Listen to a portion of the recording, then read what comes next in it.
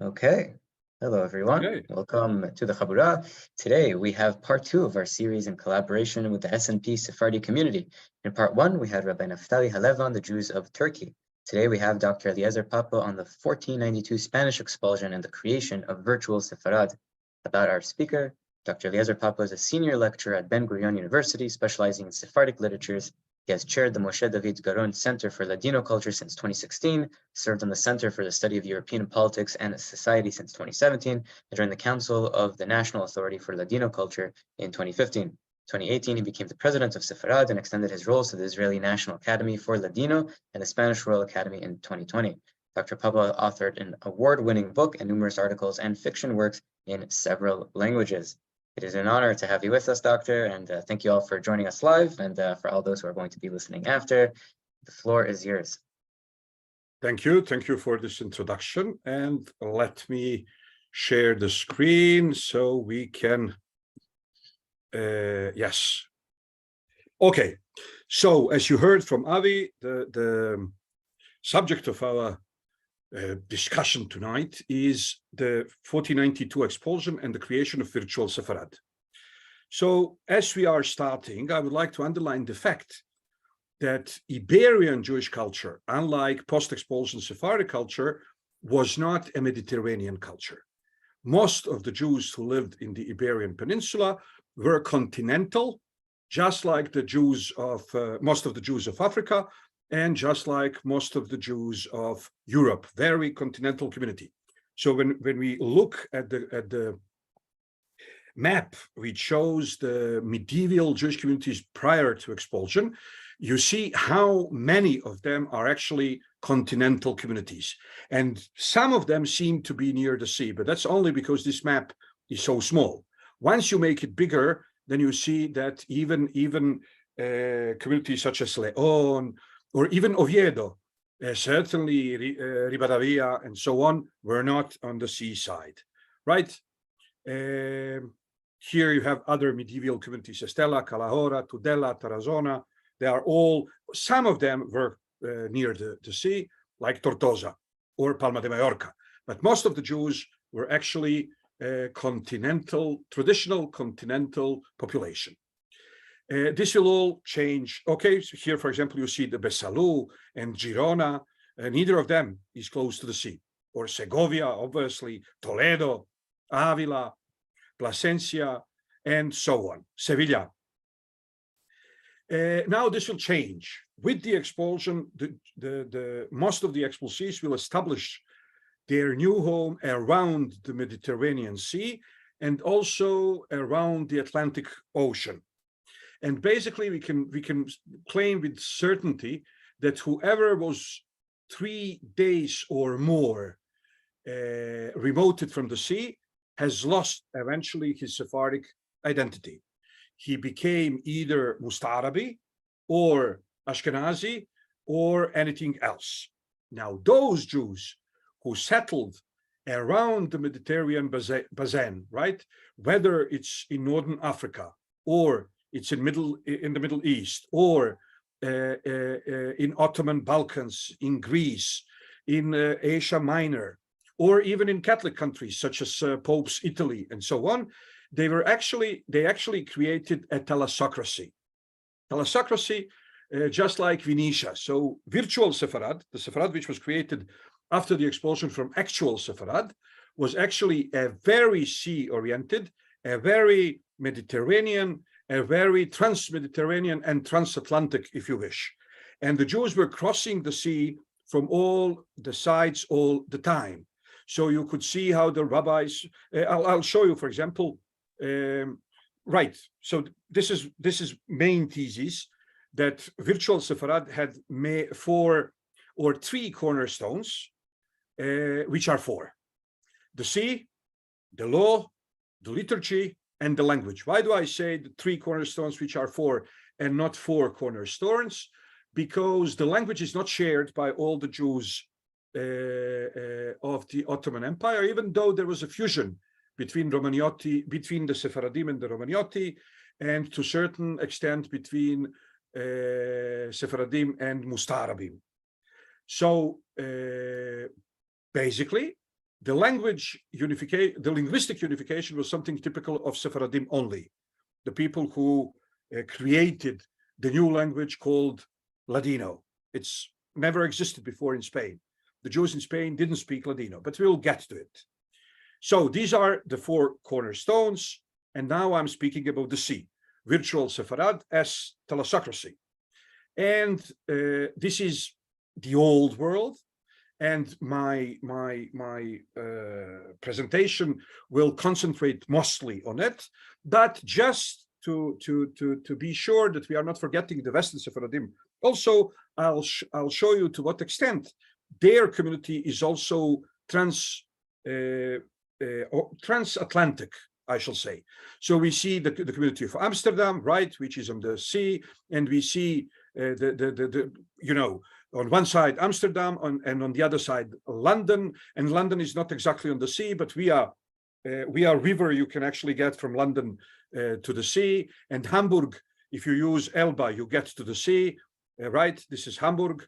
And all those places in southern France where Sephardic Jews settled, like Bordeaux or Marseille, and so on, they were also either on the seaside or very close to the sea. Bayonne, okay, you see how you use the river and you get straight to the sea, or Gibraltar, which is in the middle of the sea, doesn't. And then also the New World, right?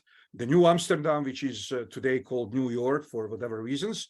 And actually, if you are Sephardic, you just cross the sea and you go to your sister community, right? You cross the ocean, Newport, and so on. So this is the list of Sephardic communities in the New World, and you can see how all of them are actually around, close to the Atlantic Ocean. And now I'm getting to what interests us tonight, which is the Ottoman Jews.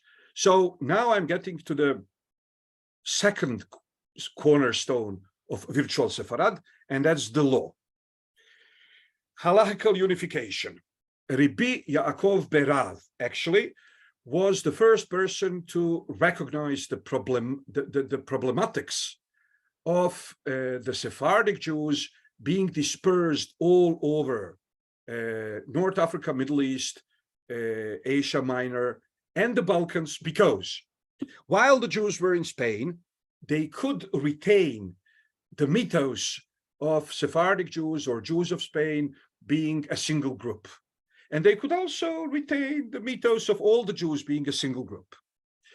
And if all the Jews, and let me put it this way, if a single Jew from Lucena was to travel to Girona, he would discover how crazy the Jews of Girona are. And if a Jew from Barcelona was to travel to Malaga, he would discover how crazy the Jews of Malaga are. But all the way, all of them stayed in their own communities. They imagined that all other Jews, at least all other Jews of Spain, are just like them. And then they could also imagine that Ashkenazim or Romaniotti or Mustarabim are just like them. Now, if all the Jews of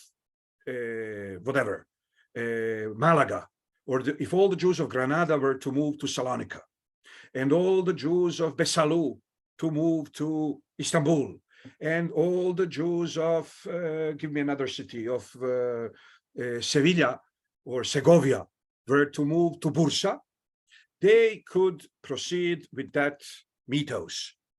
But the problem is that few Jews from Segovia and few Jews from Barcelona and few Jews from Girona and few Jews from Malaga went to Salonika. And few Jews from all those communities went to Istanbul. And few Jews from all those communities went to Izmir. And then at the beginning of the 16th century, as we can hear from the introduction to Maran's Rabbi Yosef Karo's masterpiece, Bet Yosef, he says, Vatehi Torah lemea Torot, and the Torah became 100 Torot. Even though the Torah explicitly says, Torah achat lachem laezrach velager, you should have a single Torah for a person, for a citizen, and for a person who acquired citizenship, in other words, for a convert. Now he says the Torah became 100 Torot. And we have historical evidence of communities being called after the cities from which they came. So in many places in the Ottoman Empire, you would have Cal Aragon and Cal Portugal, the synagogue called Aragon and the synagogue called Portugal. And you know the Jews. These people would not eat from the shechita on those, and those people would not follow the wedding costumes of those, and these people wouldn't recognize their rabbi, and those people wouldn't attend that synagogue because it had different order of prayers. So this was, and imagine now, if you have 3 or 4 Iberian communities, well, you know what? 2 Iberian communities established, and you have 1 original Jewish community. So you have 3 Jewish communities. So Rabbi Yaakov Berav decided that he wants to renew the Sanhedrin. The question is, who was against it? The secular? Not really, nobody was secular. The women? Not really, nobody asked them. The children? Not really, even today we are not asking them. So who the heck was against? The rabbis. And why the rabbis were against the re-establishment of the Sanhedrin? Because the Sanhedrin would mean, re-establishment of the Sanhedrin would mean that only 70 people have top job, and everybody else is their clerk. And rabbis don't like being clerks. Every single rabbi prefers being his own Moses. And this is why they had metaphysical and physical, theological and financial objections to Rabbi Yaakov Berav's idea. We are still feeling this problem today because the Sanhedrin was never established then, and even today, when most of the world's Jewish population moved to Israel, still we don't have a Sanhedrin. Obviously, for the same, very probably for the same reason why we didn't have it reestablished in 15th century. So Rabbi Yaakov Berav wanted to renew the Semicha, and he wanted to have 70 rabbis sit down and review all different traditions, the Andalusian and the Christian Spanish and the Musta'arabi and the Romaniotti and even Ashkenazi, and on base of that review to create one Torah for entire people of Israel. This didn't work. Now, Maran, there is a Sephardic mythos that the name Maran, come on, we know what Maran means. Maran means the Lord and the Master, just like the Arabs say Mawlana. But not the Arabs, the Muslims.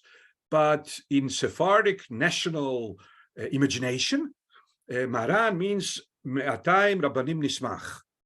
He was recognized by 200 different rabbis. That's one of the beautiful stories.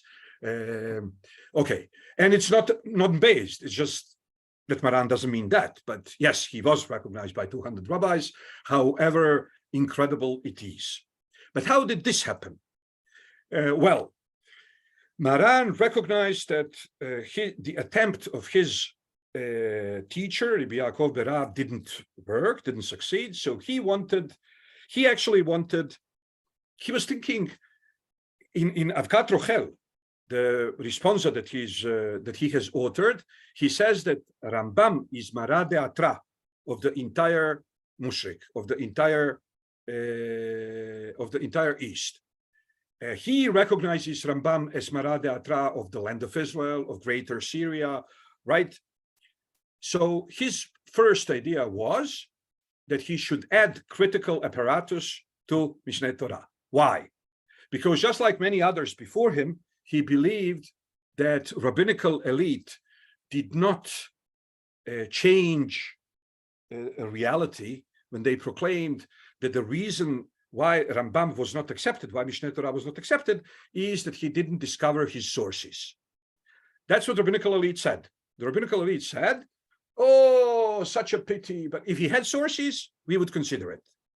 So Maran now, young Maran, believes that if he is to convert Mishneh Torah into a scientific edition, with all the footnotes which are saying this law is taken from that Mishnah and it's discussed also in this Tosefta, and there is another Beraita brought in by Bavli which says so and so and so. So he writes his book Kesef Mishneh. Now I need you to concentrate. because Kesef Mishneh shows the very name he chose for the book shows his attitude towards Maimonides, towards Rambam. Why? Because Kesef Mishneh is mentioned in the Torah, in the parasha, when Yaakov Avinu sends his children for the second time to go to Egypt. He tells them, get them back, give them back the money that you owe them from the first time, that was mistakenly returned to your bags, and bring also Kesef Mishneh, second round, for the second try. And this is exactly what Maran is doing. So it's Kesef, it's not Zahav, it's Mishneh, it's secondary.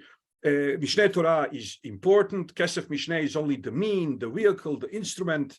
So he's putting himself down towards Maimonides because of the huge appreciation he had for him. We know this also from his personal mystic diary, which is called Magid Mesharim. Magid Mesharim, today we would consider it to be possession. At those times, they believed that that some celestial being outside of his own mind and body is taking possession of his voice. But in any case, Maran, throughout his life, held different opinion on different occasions than many different rabbis. But only when he would hold different opinion than Rambam, he would feel so disturbed by it that there was need for this Magid, for this angel, for this celestial being, which was incorporation of the Shekhinah or the incorporation of the Mishnah, to pacify him by telling him, don't worry, they heard your opinion in the heavenly yeshiva and Rambam agreed. So this also shows us what great estimation he had for Maimonides. He couldn't sleep when having different opinion than Maimonides, and he needs to be miraculously, supernaturally appeased. However, though, what was the reaction of the rabbinical elite to Kesef Mishneh? You shouldn't have bothered. Why? Because Rambam was, it's not that Rambam was not accepted because he didn't have footnotes. Rambam was not accepted for the same reasons the Sanhedrin was not accepted, was not renewed, because Maimonides says, as every single woman and child in Israel can use this book to reach the law. So there is no need for, you know what, this is similar to, I have friends who are computer developers, and they all hate Windows. Why do they hate Windows? Because Windows make them superstitious. Because Windows make it possible for us who don't know anything about the computers to use computers. And they were the people who knew how to make C, double dot, slash, dir, slash, p, right? And they knew how to speak the computerish, and to speak with a computer. And Windows made them kind of not needed magicians. And this is the way the rabbis felt about Mishneh Torah, and this is the way the rabbis felt about Sanhedrin. So when the Maran of the blessed memory brought the footnotes for Mishneh Torah, the rabbinical elite said, oh, you shouldn't have bothered, but it wasn't accepted. And then Maran recognized that Jews will never accept a living Sanhedrin, and they will never accept a single book, not Jews. The rabbinical elite will never accept a living Sanhedrin or a single book. It needs to be complicated, and it needs to give space for rabbinical leadership. So he said, okay, let's have a bed din of 3 dead people. Okay, maybe rabbis can accept authority of dead people because dead people cannot quarrel with them. And this is how he established the bed din of Rif, Rambam, and Rosh, which actually represent 3 communities that he wants to unite. Rif being the Northern Africa, Rambam being the Orient, and Rosh being the Christian Spain, right? Both Rif and Rambam obviously represent also the Andalusian tradition, but Andalusian tradition and Moroccan tradition are one and the same. Rif didn't come from Germany to Spain. He came from Fez. He came from Fez to Lucena, where he established yeshiva, and his main pupil, Rabbi Yosef Awen Megas, not Migash, the way he's called by the Ashkenazim, actually propagated the halacha, which was brought from Fez and from Kairouan. So it's North African tradition, basically. But so Maran is now trying to make peace between Sephardim who came from Christian Spain and the hosting North African and the hosting Middle Eastern communities. So he says, I'll take the book from Christian Spain, Arba'at Turim, written by the son of Harosh. Every single halacha that he names there, I will run it by three authorities, Rif, Rambam, and Rosh. Whenever all three agree, or at least two of three agree, I will be posek halacha according to them. Now, this is a trick, because this was supposed to bring back the Jews of Christian Spain, to bring them back to Northern African and Middle Eastern tradition. Why? Because everybody knows, Maimonides himself says, there are only 17 places where I hold a different opinion than Harav, than Rif. That means that Rif and Rambam and Rif almost always agree. And this was Maran's trick. But look at the way he calls the book, Bet Yosef. Now he is the important one. Okay? This is the house of Joseph. He's not diminishing himself towards the author of Arba'at Turim, but interestingly enough, Kesef Mishneh and Bet Yosef, they both appear in the same book, right? In the same parasha. Kesef Mishneh and Bet Yosef, they are mentioned in the same pesukim. To make a long story short, I'm finishing this point. He made this commentary, and the rabbis all over the world were kind of, wow, this is great. It's still complicated. It still needs rabbinical expertise, but at least now we have a limited place for training of the young rabbinical elite. So they turned to him and they asked him to summarize it in a single book, and he did. And this book is called Shulchan Aruch. Now, where do we have Shulchan Aruch in the Mikra? Because we know that by now Sephardic rabbis, if they are writing their book 10 years, 11 years, they are thinking of the title. And if they are writing their book 20 years, 21 years, they are thinking about the title. So where does the title comes from? The title comes from a very messianic biblical passage from the Mizmor David Adonai Ro'i, Lo Ehsar, Binodeshe Arbiseni, Al Mimenochotina, Aleni Nafshi Asovevi, Yanheni B'Magele Sedek Leman Shemo Gam Ki Elech Begetzel Mavet, Lo Irara, and so on. Ta'aroch Shulchan Neged Sorerai. You have fixed my table against my enemies. Now, Maran, after the Shulchan Aruch was accepted, he feels like a new King David, like the king of Halacha, like the king of the rabbinical elite, and this is Shulchan Aruch. This is the second cornerstone of Sepharad. The first is the sea, virtual Sepharad. The first is the sea, the second corner is the law. Now, the third corner, liturgical unification. The Jews of Spain didn't have a single Siddur.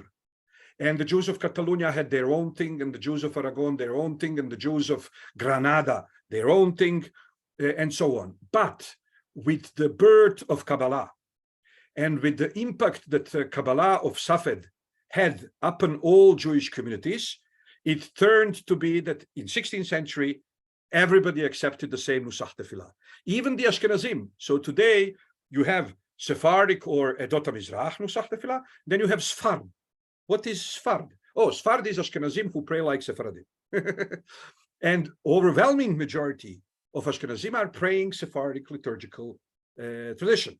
They might have some differences based on their previous tradition for Yom Kippur, Rosh Hashanah, but daily prayer, Shabbat prayer, it's all Safed. Most of it is Safed. Not only the Hasidim, but also the Mitnagdim. So basically only a single group amongst the Ashkenazim stayed with the original Ashkenazi Nusach, which is the Porshim. Everybody else is praying Sephardic Nusach. And now I'm switching to the linguistic unification. So many people think the Jews in Spain spoke Ladino. Never. The same way the Jews in America or the Jews in United Kingdom or any place in the Commonwealth, Jews in Australia or in New Zealand, are not speaking Junglish or Jewish English, but rather each of them is speaking local English where he is. And if he is in London, he speaks, Cockney. And if he is in New York, he speaks fabulously, actually. And if he's in Alabama, okay, so if a person in Alabama says to his wife, or in New York, darling, would you like to make the Kiddush in the Sukkah or inside? This doesn't constitute Junglish. This is not a separate language. This is a New York English with few Hebrew and few Yiddish words. The same is true about the Jews in Spain. They all spoke either Castilian or Aragonese or Catalan or Valencian or Portuguese. And they had 100 Hebrew, Aramaic, and Arabic verbs or words, nouns and verbs, related mostly to synagogal life. Like, like ketubah and hatuna and hatan and kala and get and so on. But this didn't constitute a different, separate Jewish language. Now, when all of them moved to the Ottoman realm, those who stayed near the sea, they proceeded speaking Spanish. Those who were remoted 3 or more days from the sea, within 100 years, they've lost their Spanish. Those who were remoted from the sea 7 days, or 10 days, they've lost it.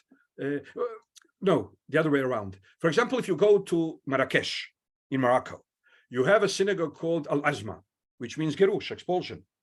But nobody there speaks Spanish. But the community, that synagogue keeps still Spanish customs, Iberian Jewish customs. Now, if you go to Fez, there is an interesting situation. You see the synagogue called Awendanan, right? It's a famous Spanish family. Then you see other synagogues called by different Sephardic families. And then there is a synagogue called Al-Fasiyin, the people of Fez. So you say, but we are in Fez. Why would any synagogue be called people of Fez if we are in Fez? Well, the Sephardim called the synagogue of the locals the people of Fez, because they were not people of Fez, they were people of Sepharad. But in Marrakesh, Spanish was lost like within 100 years. In Fez, it was lost within 200 or 300 years. But in Tetuan, Tangier, Ceuta, Melilla, everything which is close to the sea, it is kept until this very day. The Ladino of Northern Africa is called Hakitia. Now, obviously, this doesn't have to do anything with ethnic purity, because the Jews who would move, the Berberian-speaking Jews or the Arabic-speaking Jews who would move from southern Morocco or central Morocco to northern Morocco, they would switch to Spanish within a single generation. So when we say that, Hakitia-speaking Jews of Northern Africa, they speak Spanish language, this doesn't mean that all of them are necessarily genetically from Iberian Peninsula. Many of them are Berberian or Arabic-speaking Jews who picked Spanish. The same is true about Sephardic expulsees who went to south, to central Morocco or to southern Morocco. They've lost the language, but they genetically they are from Iberian Peninsula. So, to make a long story short, throughout the 16th century, at the same time when halakhical unification and liturgical unification was reached, the linguistic unification was reached, not due to conscious process like the halakhical unification, but rather to a spontaneous process, just like liturgical unification. The Jews of all the Ottoman Empire have forsaken the dialects with which they came from Spain, and they all reached out for the Castilian. There are economic reasons, there are cultural reasons for this, but however, Catalan and Portuguese and Valencian and so on, they disappear from 17th century on. In 16th century, they still have some presence, and all the Jews switch to Castilian. Now, this Castilian is mixed with Catalan and Portuguese, where there were many people from these communities. It's also mixed with Hebrew and Aramaic because it's a Jewish language, and it's obviously mixed with the Ottoman languages such as Ottoman Turkish, Arabic, and Persian. So now I want I suppose basically you actually knew all of this. Now I want to go to something that most of the people usually don't. So I want to talk now about the overwhelming Sephardization of the Romaniotti Jews, the limited Sephardization of Musta'arabim, the overwhelming Romaniotization and limited Musta'arabization of the Sephardim. Okay? So until recently, we always spoke about Sephardic supremacy and how when Sephardim came to the Balkans, for example, to the realms of the Eastern Roman Empire, to the realm of the Romaniotti Jews, how actually they were so snobbish or so developed or so I don't know what, so their culture was so overwhelming that most of the Romaniotti Jews became Sephardic. And with Mustarabim, it didn't really happen, and many of the Sephardic Jews became Mustarabim. And then, usually the research would say, and this is because these people have had an established culture, and they were also most of the Sephardic Jews have had Arabic roots, because only 3 or 4 or 5 or 6 generations before their communities, before Conquista, were Arabic-speaking communities. Today, we understand that this is not true. Actually, the Sephardic Jews didn't exist in Spain. In Spain, there was not a single Jewish unit community. We had the Jews of Andalusia. We had the Jews of Christian Spain. They were different amongst themselves. But what made Sephardic Jews Sephardic is their contact with Romaniotti. So, and this is what I will prove tonight, what I hope to prove tonight. The same way the Sephardim influenced Romaniotti, they were also highly influenced by the Romaniotti. And now this is the main topic. So first of all, about how come and why Romaniotti Jews were so different than other Jews. Well, they lived in the realm of the Eastern Orthodox Church. And they would say, okay, whatever, it's church, it's Christians. No, it's not. The Oriental Church, first of all, just like the Catholic Church, the Oriental Church or the Eastern Church or the Orthodox Church believes that eventually, before the second arrival of JC, all the Jews will convert. But Eastern Church doesn't believe in forceful conversion. Eastern Church believes that conversion needs to be from within the heart. Now, this is very important, so I will elaborate and it will take me 2 minutes. The Catholic Church reached the conclusion that baptism is not a willing act. Why? Because they are baptizing children. And later that child, if the child wants to become a witch, which is forbidden by Christian law, or if it wants to become a homosexual, which is forbidden by Catholic law, or if it wants to become, I don't know what, the child cannot claim, oh, I'm not really Catholic. Nobody ever asked me. They baptized me when I was a child. I'm not really Catholic. No, the child would, the later grown-up person would be subjected to capital punishment or any type of punishment, even though it was baptized as a child. So from there, the Catholic Church reached the conclusion that baptism is not a willing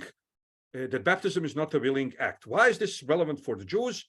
Because in 1391, 1/3 of the Jews in Spain were converted to Christianity by force. And the question is whether this conversion holds. And the Catholic decision was that it does. So even though they were, just like the child is never asked, so the people who were forcefully converted, they are Catholics, and the church now needs to make sure they will stay Catholics. Now, the Eastern Church, coming from the same Christian root and tradition, reached the opposite decision. Forceful conversion doesn't hold. So this is so true. You can read, while I'm talking, you can read what's in the back here, in the background. So first of all, there was no mass conversion.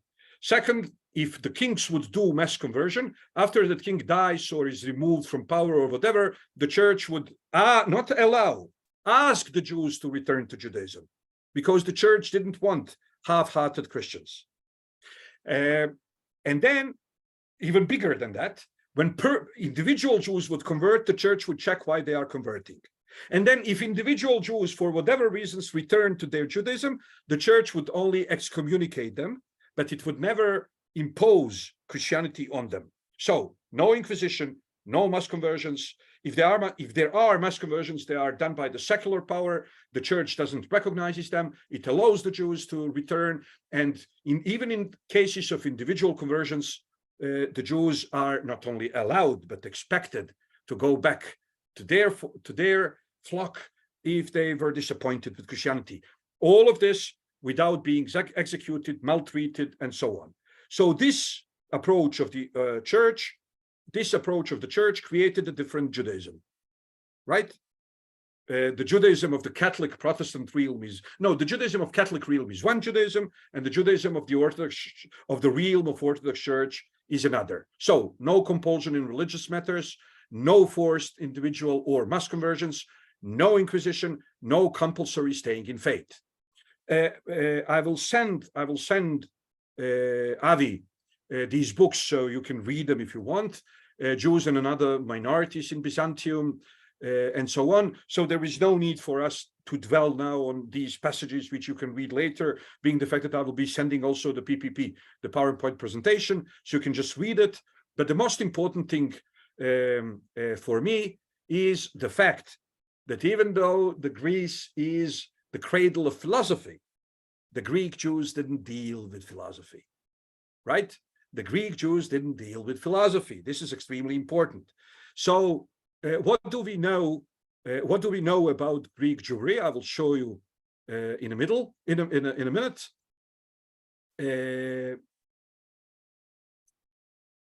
Okay, let me just see. Yeah, so there are 3 or 4 Greek Jews who are philosophers, unlike the hundreds of authors on different philosophical works that we know from Andalusian tradition.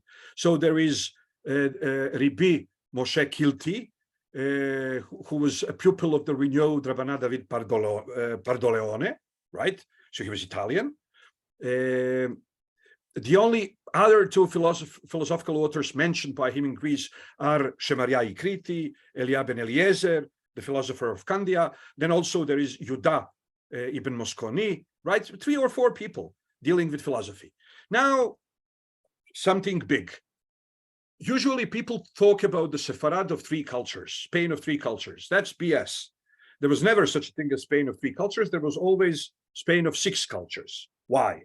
Because the war between the Aristotelians and the Platonians in every of the 3 traditional communities was bigger than the war between those communities.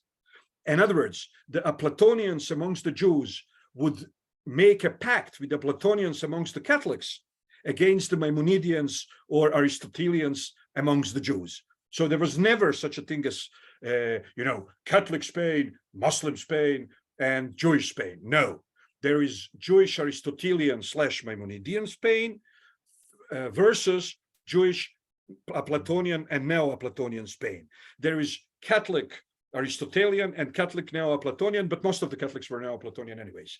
And then there is Muslim Aristotelian and Neo-Platonian. So in Spain, philosophy was, even the people who are anti-philosophical totally, right? They need to use philosophy to prove their point. So Yehuda Halevi, who is anti-philosophic, he believes in intuition and not in ratio and so on, but he is using philosophical terminology and methodology to prove his point. Or, for example, if you take Al-Ghazali is not necessarily Spanish, but he is an Arabic thinker who wrote a book called Tahafut al-Falasifa, on stupidity of philosophers, right? And then, or on how you would call it, futility of philosophers. And then a Spanish Jew, Averroes, or Averroes, Ibn Rushd, Averroes, responds to him, writing a book called Tahafut at-Tahafuta, on futility of futility, right? So you see that people who are fighting philosophy and people who are fighting back in the name of philosophy, they are all using philosophical methodology. Now, the Spanish Jews are coming to the Ottoman Empire. I will just bring you one example. Rabbi Moshe al-Mosnino, he was born in Salonika in 1518, right? His family is coming from España, from Jaca, from Huesca, and some of his forefathers were burned by the Inquisition. And this guy is coming to the Ottoman Empire. And look at his opus. Look at what he's dealing with. He's writing epistle El Tratado de Astrolabio, right? So this is scientific. And then he's writing El Tratado de los Sueños before Freud. Don Joseph Nassi, right? The knee of Dona Gracia is asking him to write him scientific introduction from Jewish point of view to the phenomenology of the dream. And he is also, this is another thing, El Canon de Reloj de Plata, the canon of the silver sundial. Also philosophical or metaphysical theological matters like Epistle on the Resurrection of the Dead, composed as the request of an ex-converso who settled in Salonika, right? Or Opiniones sacadas de los filósofos sobre la alma, right? Anthropology or introduction to the soul, human soul, based on philosophy, and so on. Just look at this. He wrote an exposition of Aristotle's Nicomachean Ethics. The book is called Pene Moshe, considered the most important philosophical text produced by Ottoman Jews. But let's be honest, competition wasn't big. Why? Because the Sephardic Jews in the Ottoman Empire are becoming Romaniotti. They couldn't care less about philosophy. And I'll explain why. But before that, his interest in the science is reflected in his commentaries on Aristotle's physics and on Sphera Mundi by Johannes de Sacrobosco. The later Bet Elohim includes a 7-page description of America, and so on. Finally, Almosnino translated and commented on Georg Feuerbach's Theorica Nove Planetarum and translated from Latin Aristotle's problems.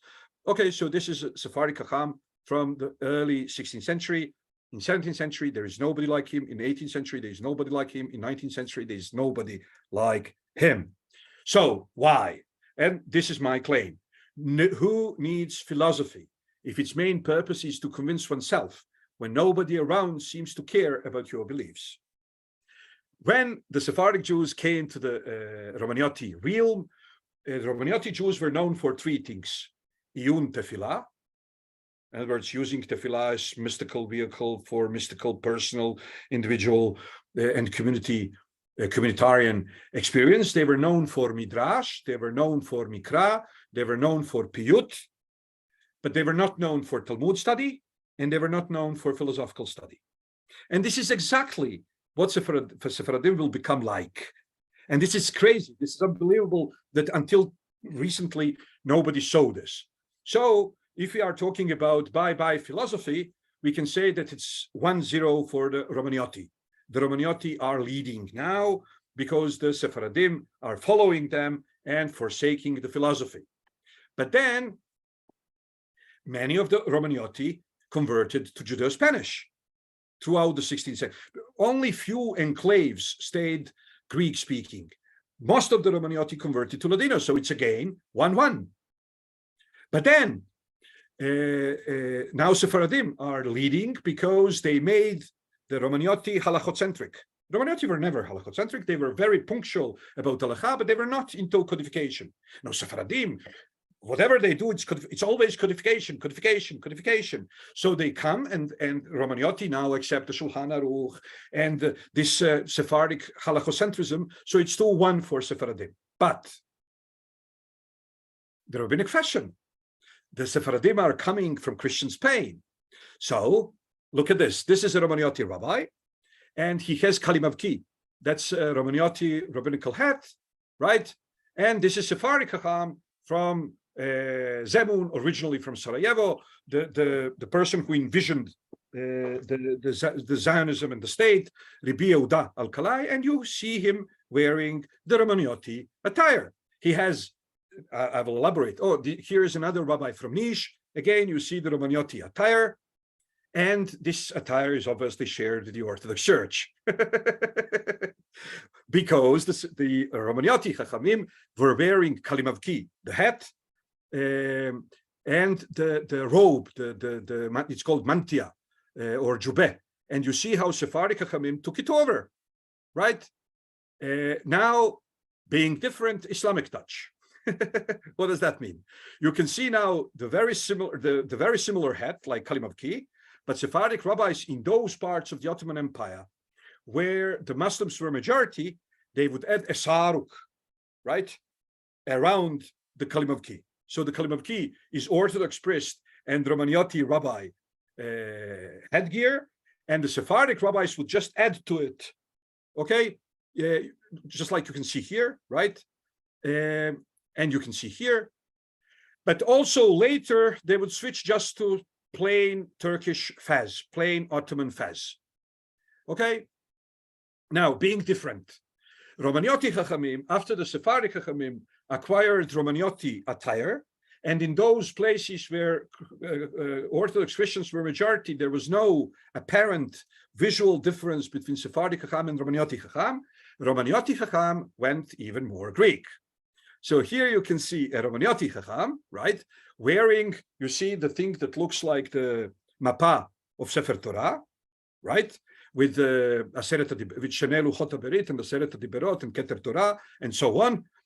So this is what Romaniotti Chachamim started wearing to be different than Sephardic Chachamim when acting, right? Not on daily basis, but when serving in the synagogue, they would wear this. This is obviously from the Christian Orthodox Church.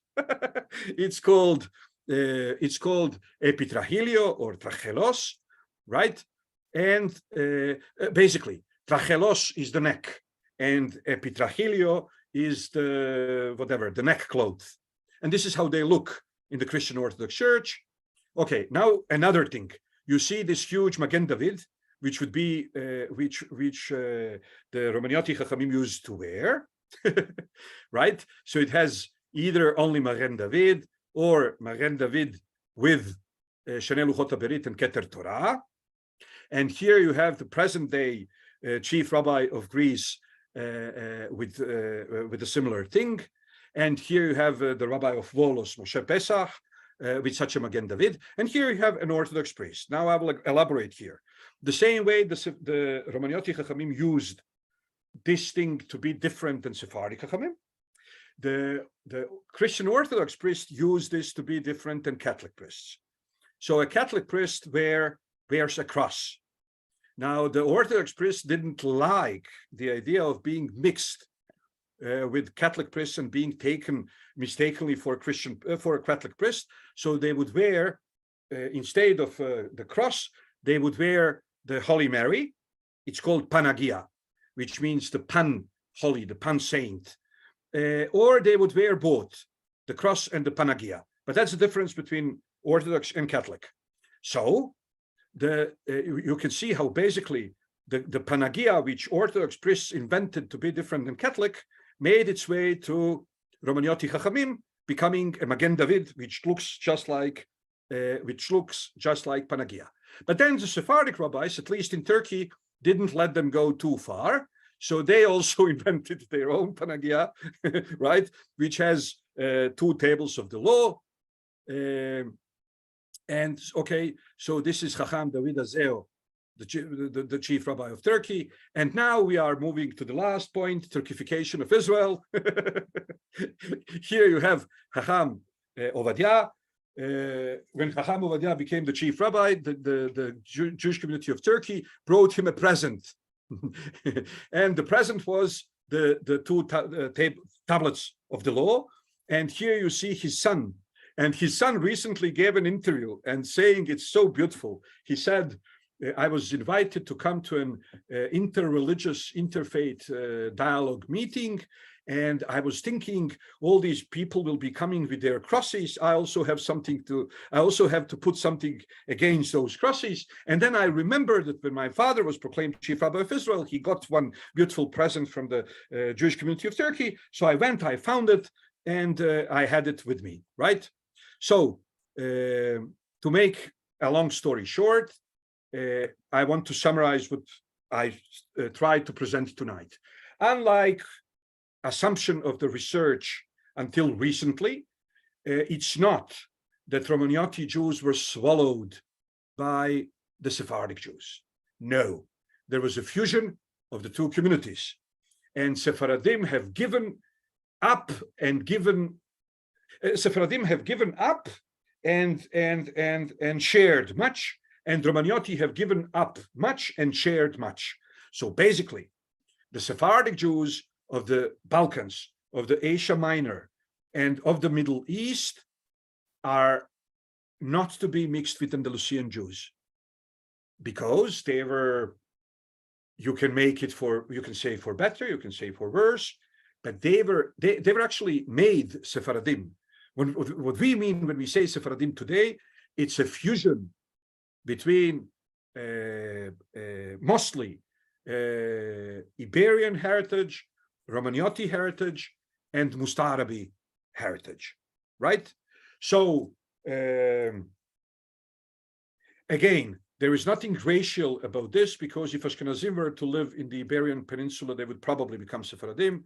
If the Sephardim were to live in Ukraine or in Poland, they would probably become Ashkenazim. Many people moved from different communities and became part of present-day Sephardic nation. The same way many people originally from Spain moved to southern Morocco or to Ashkenaz and became part of those Jewish communities. Now, what did the Sephardim, and with this I want to end. Unfortunately, I don't have here enough pictures to accompany this, because I'm on my laptop and not on my PC. But people, many a time people say, you know, between the Mustarabim and between the Ashkenazim, the Sephardic Jews are such a tiny, the Sephardic Jews in strict sense, the Ladino-speaking Sephardic Jews. Nobody is saying that Mustarabim are not Sephardic. Obviously they are. Certainly they are Sephardic. They are Sephardic in terms of halacha, in terms of culture, in terms of mentality.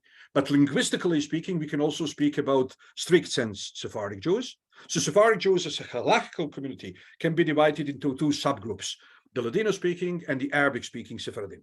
Now, if you are talking about Ladino-speaking Sephardim, many a time people say, what did they give to the Jewish nation or to Israel? They're such a tiny minority. Well, they gave only four things.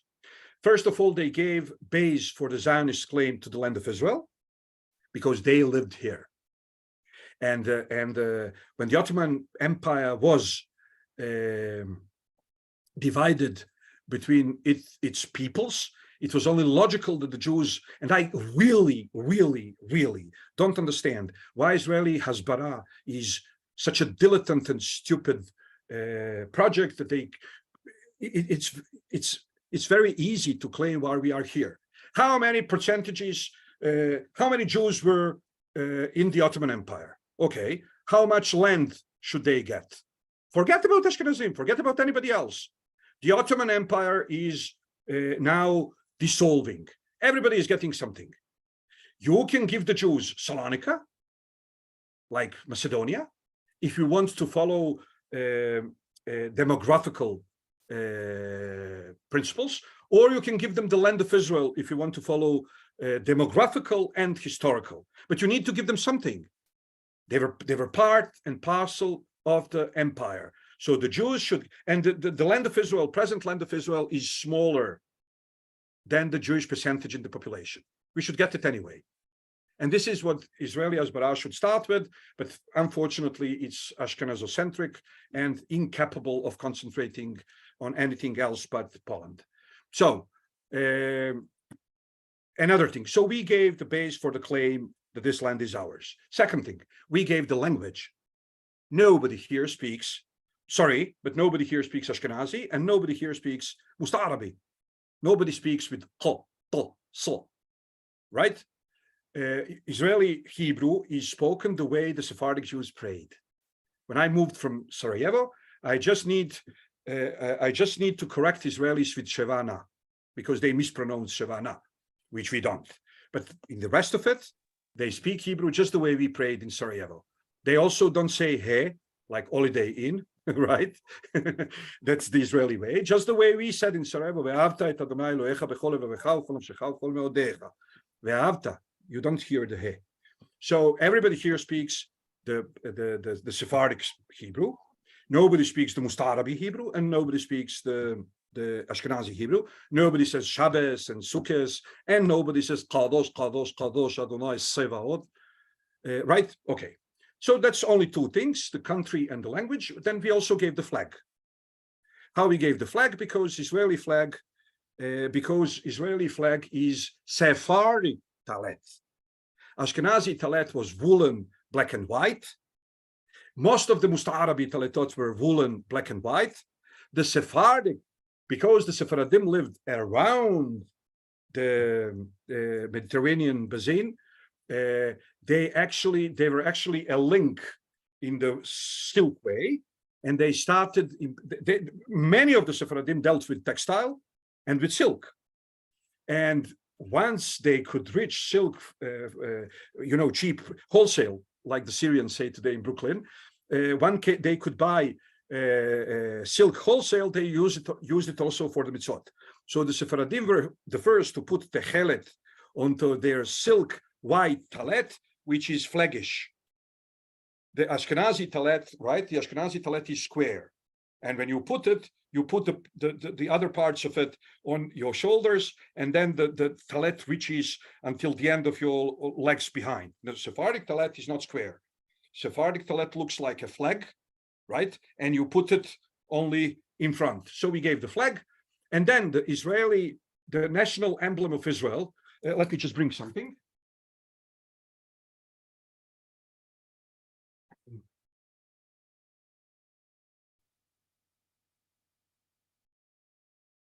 Okay, so the national emblem of Israel is this. Everybody knows it, right?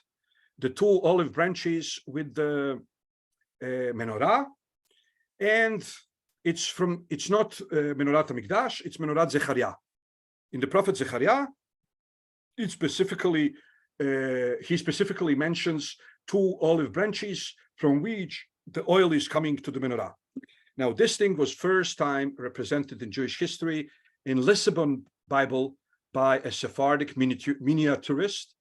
So you can go now to the internet and look for Lisbon Bible or Lisbon Tanakh, and look for this beautiful menorah. So the first time Zechariah's menorah was painted or pictured or designed or whatever you want to call it is in this Sephardic thing. So yes, all other communities gave other things. We only gave the land, the language, the flag, and the emblem. So this is the end of my presentation, and now you are more than invited to throw your tomatoes or throw your shoes, like at the time when Bush went to Iraq, or to share your thoughts and comments and ultimate objections. Wow, thank you so much, Professor. That was very insightful and very well presented. So anyone who wants to ask, criticize, can raise your hand or unmute or write in the chat. We do have two questions in the chat. So Simon asks, did the Jews in Spain write Spanish and Hebrew script? Of course, yes, they wrote Spanish and Hebrew. Not only Spanish, they wrote Castilian and Portuguese and Catalan in Hebrew script and Arabic. They just didn't know Latin script. Latin script for them was Christian. It was foreign to them. Claudia asks, I know that Shura does not cover Latin America Jews, but the shallow knowledge I have make me understand that basically Latin America native population and colonized population were done also by Jews who run away from Inquisition. My question, do you know any biography who support that idea? Who support which idea? I couldn't hear you well, sorry. Who support the idea that what? I believe Claudia is over here. Maybe she wants to explain her question better. Oh, I can open the chat. I also now know how to read. Okay, I know that you doesn't.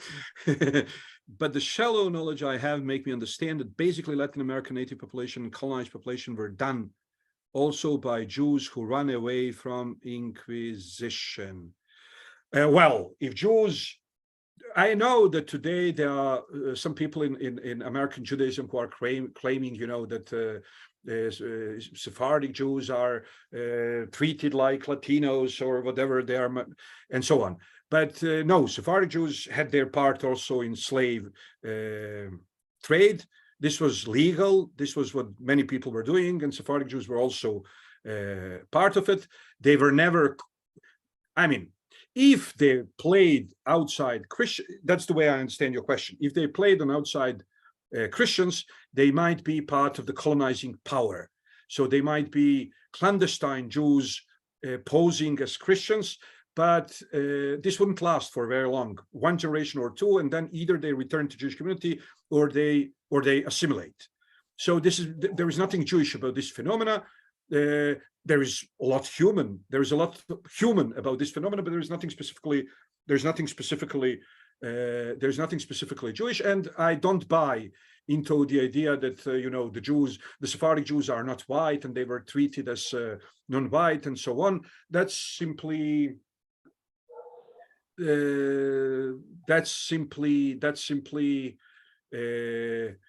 making us trendy. But science is science and trends are trends, and we don't need to be trendy. We should be trendsetters. Thank you. Hello there. It would be very, very important for me to get some biography, because down here I study about this and I don't have anything that supports this idea. Okay, so I can bring you some biographies of the Jews in Caribbean or something like that. Is that good enough? And Yes. you can reach me via Facebook, right? I'm under my name on Facebook, Eliezer Papo, the way it's spelled here. Or you can reach me via Gmail, Papo Eliezer, it's vice versa. The second name and then the name, strudelgmail.com. And I'll share with you what I have, okay? Thank you very much. Pues de nada.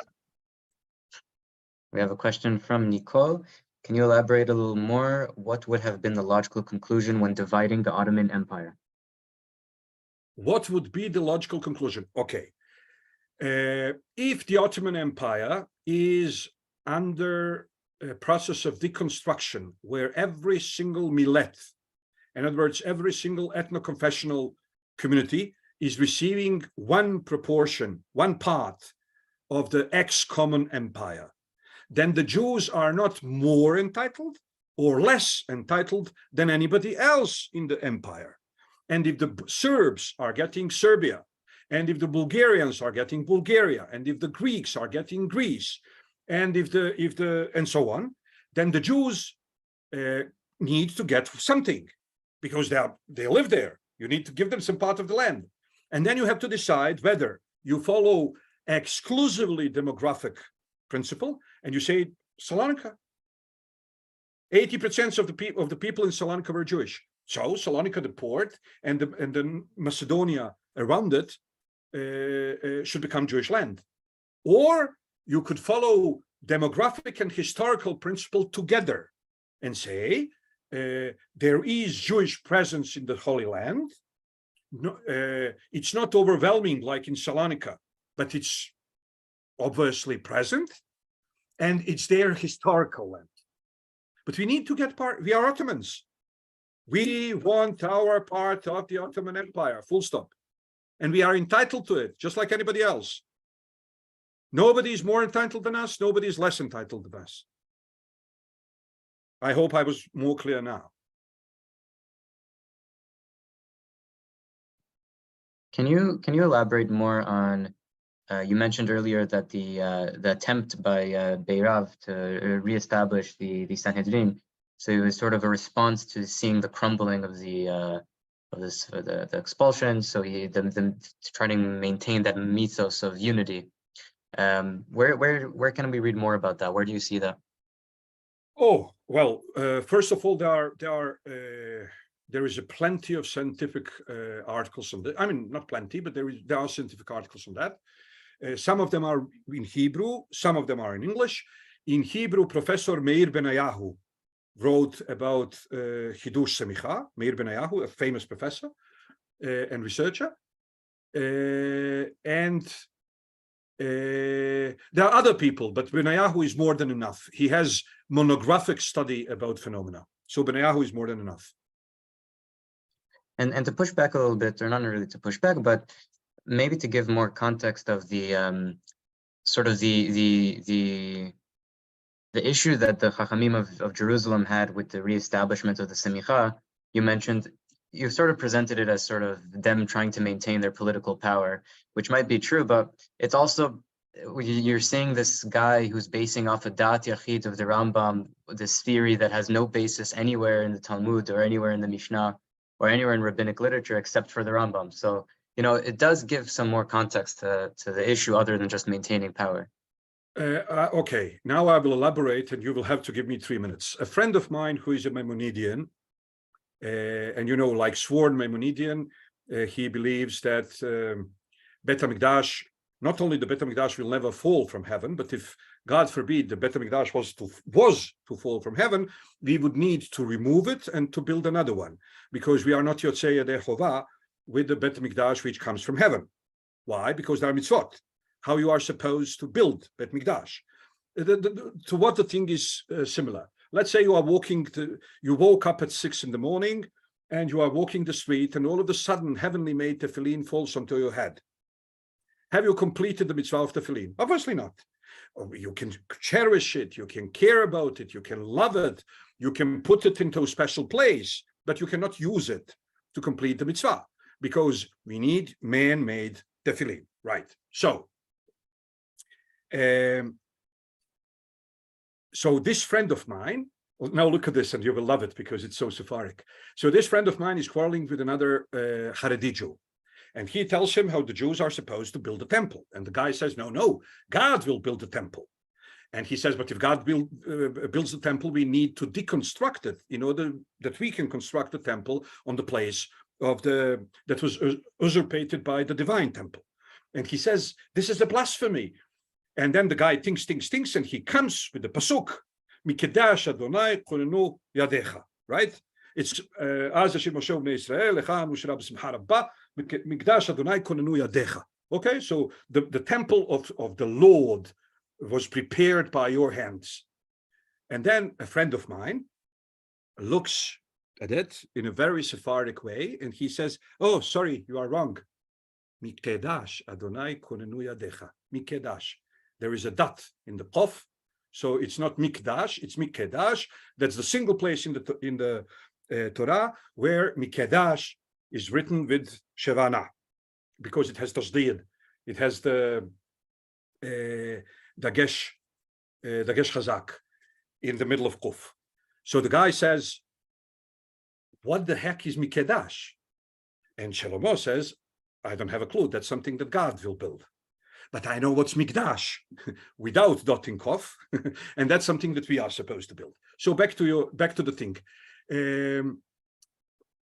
Only Maimonides is logical. I don't have anything else to say, because you cannot be given mitzvah that you cannot renew due to objective reasons, and then it needs to be lo b'shamayim hi. So the same those people who know how to tell you lo b'shamayim hi, when you want to say something charismatic or something prophetic, and they tell you lo b'shamayim hi, okay. So if lo b'shamayim hi serves for that, it also serves for normal halacha. Basically, if everybody is tameh, nobody is tameh. Then when they renew the temple, and they can go just the way they are, they can go up and they can renew the temple. And whoever doesn't believe in this doesn't believe in lo b'shamayim hi. The Torah is not in heaven, and the Torah doesn't need divine intervention in order to be capable of being completed. So yes, it doesn't. Listen, ahare rabim lehatot, right? So it doesn't matter whether it's Rambam is single opinion or it's overwhelming majority. He's right logically. He's right logically.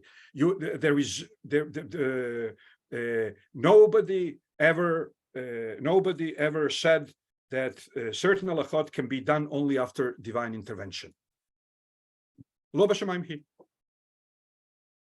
This was not, again, this intervention was not academic. This was rabbinic. Thank you. Okay, anyone else? Last question. And And look at the pasuk. It's beautiful when it says Mikedash with Sheva. So it's not Mikdash. It's Mikedash. We have Miguel says, I do. Do you have a question, Miguel?